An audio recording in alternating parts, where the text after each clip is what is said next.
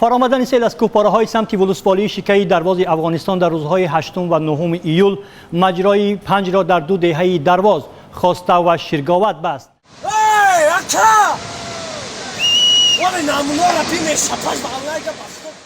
این هر دو دهه تابع جماعت نولوان بوده و از همدیگر حدوداً 25 کیلومتر فاصله دارند و در امتداد شهرهای بین المللی دوشنبه، کولاب، قلعه خم، خارو، قلمه قرار گرفتند. در سری دهه خواسته و همچنان که مقامات محلی میگویند و همانطور که من از نزدیک مشاهده کردم، خانه و کاشانه 19 تن از خانواده ها کاملا زیر آب مانده و ساکنان هیچ فرصتی پیدا نکردند که چیز و چاره خود را نجات دهند. در حال حاضر منزل های استقامتی این ساکنان غیر قابل زندگی است و حکومت برای آنها در دهه یک برای بنیاد منزل ها زمین اختصاص داده است.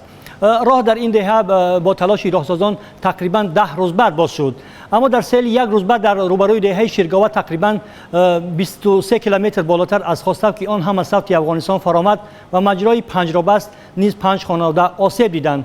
راه در این قسمت همکنون مسدود می باشد و بسته شوی این راه در حال حاضر نه تنها در حیات اقتصادی و اجتماعی مردم درواز بلکه تمام بدخشان احساس می شود. نرخ مواد خوراکه و راهگیرها از بدخشان و منطقه های دیگر کشور همکنون بنابر این رهبری ها به طور چشمرس بالا رفته است. همین طریق از روز یکشنبه 9 ایول به این طرف حرکت از سمت خاروق به دوشنبه و همین طریق از پایتخت به مرکز بدخشان ناممکن شده است و حرکت به مرکز درواز و همانطور به شهر خاروق تنها از طریق گردنه خوابروبا صورت میگیرد. باید بگویم که در همین قایق یا زورقی که غرق شد قبل از ظهر روز یکشنبه 16 ایول من هم با دوست روزنامه‌نگارم سعدی یوسفی که در یک ماموریت انسان دوستانه به شیرگاوت رفته بودیم سوار شدیم. در همان نوبتی که رفتیم و برگشتیم سرنشینان قایق و کارمندان کمیته حالت‌های فوق‌العاده بدخشان بودند.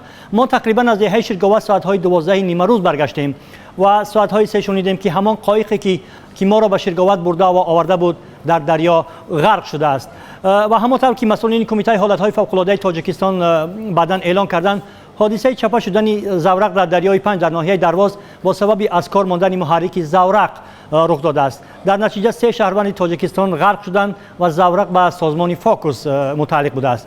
با گفته امید یوسفووا سخنگوی کمیته حالت‌های فوق‌العاده تاجیکستان در حال حاضر با جلب کارمندان حفظ حقوق مرزبانان و ساکنان آن طرف دریای 5 عملیات جستجویی را سازمان دادند. یوسفووا افزود که تا حال جسد غرق شده ها و زورق پیدا نشده است و برای معین ساختن سبب‌های این حادثه نهادهای مربوطه تفتیشات را آغاز کردند. کمیته حالت‌های فوق‌العاده در شرح این حادثه گفت که یکی از غرق شده ها کارمند وزارت دفاع تاجیکستان، دیگر مأمور پلیس و سومی یک دخترچه 10 ساله ساکن دهه دشتکی ناحیه درواز میباشند. در رابطه با وضع گومانیتری آسیب دیدگان میتوان گفت که حکومت حالا به وضع آسیب دیدگان رسیدگی میکند. حالا آسیب دیدگان دهه خاصه را در مکتب و بنای لگر همین دهه جابجا کردند.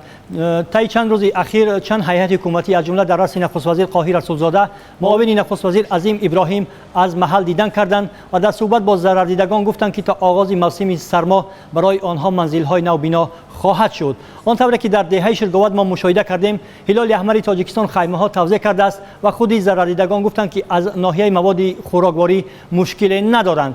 در هر دو دهه ستادهای حکومتی عمل می‌کنند و نوبرداری شبانه روزی تشکیل شده است.